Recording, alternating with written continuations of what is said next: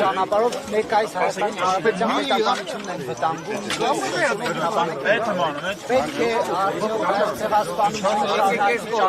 լինել Հայաստանի քաղաքական Օրեմ ես որպես հայ քրիստոնյաս, որ այսօր իմ ժողովուրդ իրենց պայքարով, իրենց մասնակցությամբ արդեն 44 մեծ հզոր պետություններից առավել ընդունել են ցեղասպանությունը, որ դա միայն հարկորը հարգել գնահատել, դա աշխատանքն է մեր ամբողջ հայ ազգի,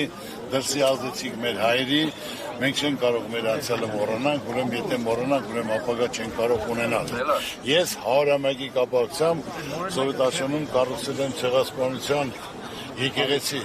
այնպես որևիցե մի հայ իրավունք չունի ոչ ուրանալու, ոչ մոռանալու։ Ես ուրիշ հարցեր այսօր չպատասխանեմ, ինձ կներեք։ Դուք ասել եք երբևէ չեք մտածի, որ կվախենան իշխանությունները Արարատին նայել։ Ասել եմ, կողորաժարում, ասել եմ, որ այսօր ոչ մեկը չէր կարող պատկերացնել, որ իշխանության ներկայացուցիչ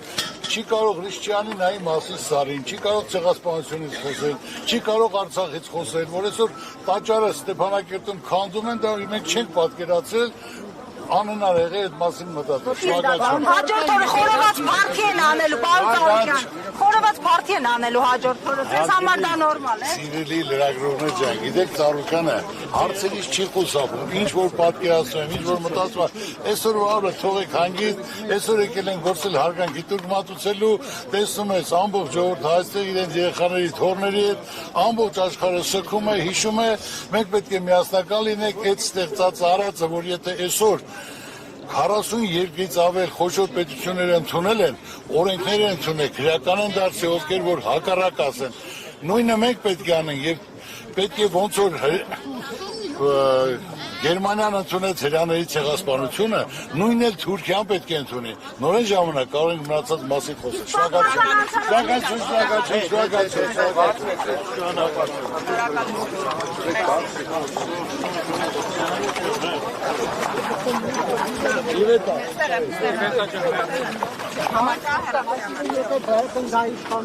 Իմ ակտիվ ակվեց, ձեր ցավը տանեմ։ Թողեք գնանք, եւ գիտես չեմ խուսափում բացել։ Երբ կարող ենք հարցազրույց Երբ ասես, այսօր ասի առաջիկա օրերին Վարչապետի տեխնատուների թիվը ավելացավ, պարոն Ծառուկյան։ Չէ,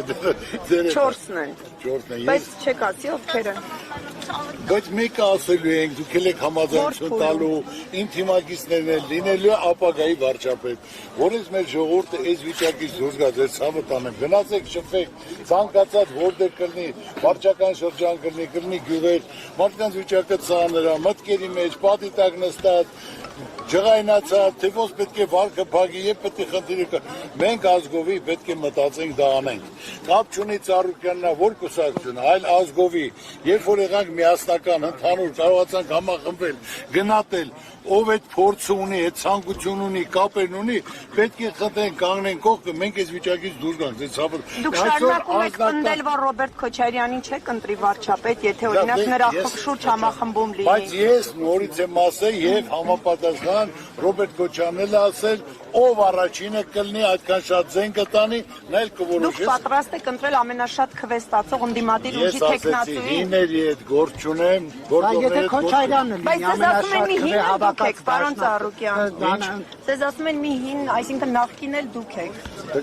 Նախկին էլ ես որն եմ ասում նա, եպեք հնարավորություն տվեք, ամբողջ կյանքը պայքարել եմ, որ կարողանամ այդ ծրագիր իրականացնեմ, իմ կապերն օգտագործեմ, ժողովրդի մատից փուշ անենք, մեր երկիրը ծաղկացնենք, զարգացնենք, հասարակ մի բան, այսօր Հայաստանում ունես մի հատ ոլորտ սպորտ, այն էլ որ Ծառուկյանը հիմքը դրել է, գումարներ դրել է, զարգացել է 25 տարի, որ այսօր եւ թիմային եւ աշխարհում բացի ոսկե մեդալից ուրիշ բան չի։ Քաղաքական որոշում է սպորտի հետ, պարոն Ծառուկյան։ Ձեզ խոստովեցի չէ որ կպատասխան։ Շնորհակալություն, ես քեզ հարգում եմ, խնդրում եմ քեզ։